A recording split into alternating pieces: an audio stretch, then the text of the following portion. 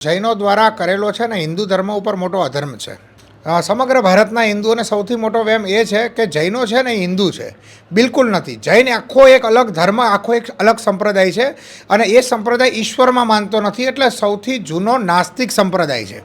ધન સંપત્તિના પાવરનો જે અહંકાર છે આનો ઉપયોગ કરી અને પોતાના ફેલાવવા માટે હિન્દુ ધર્મને બદનામ કરવાનું આ ચોખ્ખું ષડયંત્ર છે. આ એના બે મુખ્ય હથિયારોનો ઉપયોગ કરી ત્યારબાદ આબુ પર્વતને પણ કવર કરી લીધો છે, ત્યારબાદ પાલીતાણામાં પણ કવર કરી લીધો છે. થોડો વિવાદ હજી ત્યાં ચાલે છે. શંકરાચાર્યજી પણ ત્યાં ગયા હતા પણ આગળ કોઈ પરિણામ નથી આવ્યું. ત્યારબાદ હવે આ લોકોની ગણતરી ભવનાથ તળેટી ઉપર છે અને ભવનાથ તળેટી હજી તો હિન્દુઓને નથી ખબર. આ લોકોએ જૈન રામાયણ પણ બનાવી છે, જૈન મહાભારત પણ બનાવ્યું છે ને એ ભવિષ્યમાં જૈન તળેટી બની જાય અને દત્તાત્રેય ભગવાનના પાદુકાને પોતાના કાલ્પનિક નેમિનાથ જે છે, કાલ્પનિક નેમિનાથ એના પગલાં સાબિત કરી અને આખો જે હિન્દુ ધર્મની ગુજરાતની આસ્થાનું જે મુખ્ય કેન્દ્ર ગિરનાર છે એને પોતાના જૈનના નામે કરવાનો આ લોકોનો આગ્રહ છે. જે ઉઘડટૂંક ઉપર ઘટના બની છે તેમની પાછળ ઉદ્દેશ્ય શું છે, હેતુ શું છે? કારણ કે આ ઘટનાથી આખો વિવાદ જે છે તે સર્જાયો છે ને સાધુ સંતો છે તેમની અંદર પણ રોષ જોવા મળી રહ્યો છે. ત્યારે મહંત હંસગીરી બાપુ આપણી સાથે છે, તેમની સાથે વાત કરીશું. બાપુ, આ ઘટના પાછળનો હેતુ અને ઉદ્દેશ્ય શું લાગી રહ્યો છે? જય ગિરનારી, ઓમ નમો નારાયણ.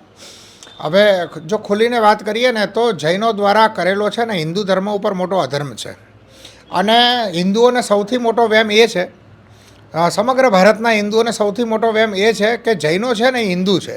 બિલકુલ નથી. જૈન આખો એક અલગ ધર્મ, આખો એક અલગ સંપ્રદાય છે અને એ સંપ્રદાય ઈશ્વરમાં માનતો નથી, એટલે સૌથી જૂનો નાસ્તિક સંપ્રદાય છે જેને ઈશ્વર સાથે કોઈ લેવા દેવા છે નહીં. બીજું કે આ લોકોની જે રાજકીય સત્તાની અંદર ઉપર બેઠેલા લોકો, ચાહે ગુજરાતની સત્તા હોય અથવા કેન્દ્રની સરકાર હોય, એની ઉપર બેઠેલા લોકો અને એની સાથે એમની પાસે જે ધન સંપત્તિના પાવરનો જે અહંકાર છે આનો ઉપયોગ કરી અને પોતાના ફેલાવવા માટે હિન્દુ ધર્મને બદનામ કરવાનું આ ચોખ્ખું ષડયંત્ર છે.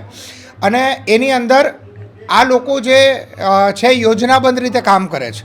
સમ્યક પર્વત જે ઝારખંડમાં આવ્યો છે, જે હિન્દુ ધર્મનું પ્રતીક હતું, એને પણ આ લોકોએ કવર કરી લીધા છે. આ એના બે મુખ્ય હથિયારોનો ઉપયોગ કરી ત્યારબાદ આબુ પર્વતને પણ કવર કરી લીધો છે, ત્યારબાદ પાલીતાણામાં પણ કવર કરી લીધો છે. થોડો વિવાદ હજી ત્યાં ચાલે છે. શંકરાચાર્યજી પણ ત્યાં ગયા હતા પણ આગળ કોઈ પરિણામ નથી આવ્યું.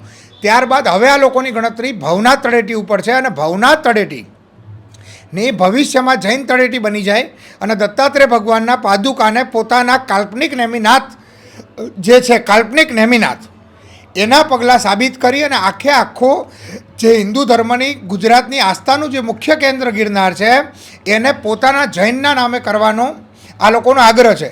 હજી તો હિન્દુઓને નથી ખબર. આ લોકોએ જૈન રામાયણ પણ બનાવી છે, જૈન મહાભારત પણ બનાવ્યું છે. જૈન મહાભારતની અંદર મોક્ષ લેવા માટે પાંડવો પાલીતાણા જાય છે. હાવ કલ્પિત ઇતિહાસ છે આ લોકોનો.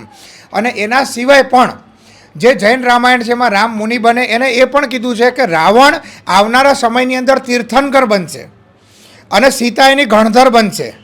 એટલે હજી આવનારા સમયમાં અમે જૈન રામાયણ અને જૈન મહાભારત જે હિન્દુ ધર્મના મહાન પાત્રોના ઐતિહાસિક ઈશ્વર પાત્ર છે એનું અપમાન જે કરે છે એની પણ અમે વિગતે ચર્ચા કરશું. બિલકુલ. તો આ આપણી સાથે હંસગીરી બાપુ, તેમણે પણ કહ્યું કે જે પ્રમાણે જૈન સમાજ છે તેમના દ્વારા આ કૃત્ય કરવામાં આવ્યું છે ને હાલ સાધુ સંતો જે છે તેમાં નારાજગી અને રોષ જે છે તે વ્યાપ્યો છે.